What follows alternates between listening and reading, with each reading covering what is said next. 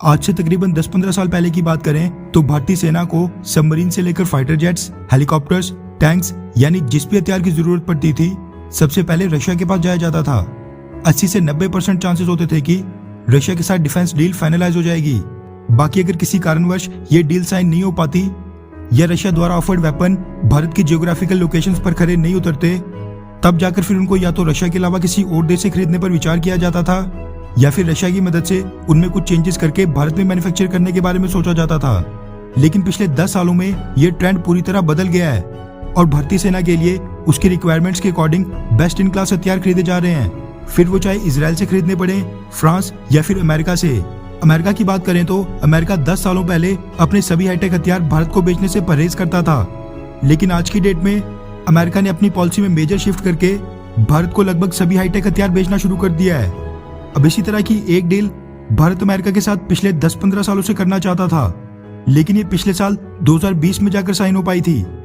हम यहाँ पर बात नेवल ऑपरेशंस में इस्तेमाल होने वाले MH-60 रोमियो हेलीकॉप्टर्स की कर रहे हैं, जो कि पिछले साल 2020 में भारत ने 24 इसी तरह के MH-60 रोमियो हेलीकॉप्टर्स 16,000 करोड़ रुपए की लागत से गवर्नमेंट टू गवर्नमेंट डील के तहत खरीदे थे। ये हेलीकॉप्टर्स अमेरिकी कंपनी लॉकहीड मार्टिन मैन्युफैक्चर करती है। अब इकोनॉमिक टाइम्स, फाइनेंशियल एक्सप्रेस और कई बड़े बड़े मीडिया हाउसेस के वाले से मीडिया रिपोर्ट सामने निकल कर आ रही हैं कि अमेरिका 24 में से 3 रोमियो हेलीकॉप्टर्स भारत को अगले महीने यानी जुलाई में डिलीवर कर देगा। इन MH-60 रोमियो हेलीकॉप्टर्स की बात करें तो ये multi role radars, night vision devices, Hellfire missiles, torpedoes और प्रिसीजन गाइडेड वेपनरी के साथ इक्विप्ड होंगे। इनको नेवी की फ्रिगेट्स, डिस्ट्रॉयर्स, क्रूजर्स और एयरक्राफ्ट कैरियर्स इन सभी से ऑपरेट किया जा सकता है। MH-60 रोमियो एक मल्टी रोल हेलीकॉप्टर है। इसको सबमरीन हंट करने के लिए भी इस्तेमाल किया जाता है, तो वहीं ये दुश्मन के शिप्स यानी नेवल एसेट्स को भी निशाना बना सकता है। वहीं ये समुद्र में सर्च एंड रेस्क्यू ऑपरेशंस करने में भी सक्षम है। इसी के साथ कुछ रिपोर्ट्स ये भी सामने निकल कर आ रही हैं कि अमेरिका और Lockheed Martin MH-60 Romeo helicopters में कई तरह के इंडियन स्पेसिफाइड चेंजेस करने के लिए भी राजी हो गए थे। इसीलिए 4th जनरेशन के जो MH-60 रोमियो हेलीकॉप्टर्स भारत को मिलेंगे वो और भी घातक होंगे। कुछ रिपोर्ट्स तो ये भी सामने निकल कर आ रही हैं कि अमेरिका पैंडेमिक के बावजूद भारत को ये हेलीकॉप्टर्स 1 साल के अंदर अंदर डिलीवर इसीलिए कर पा रहा है क्योंकि ये ओरिजिनली US नेवी के लिए मैन्युफैक्चर किए गए थे, मगर अब भारत चाइना के स्टैंड ऑफ और इमरजेंसी कंडीशंस को देखते हुए इनमें इंडियन स्पेसिफाइड चेंजेस करके इनको भारत को सौंपा जा रहा है।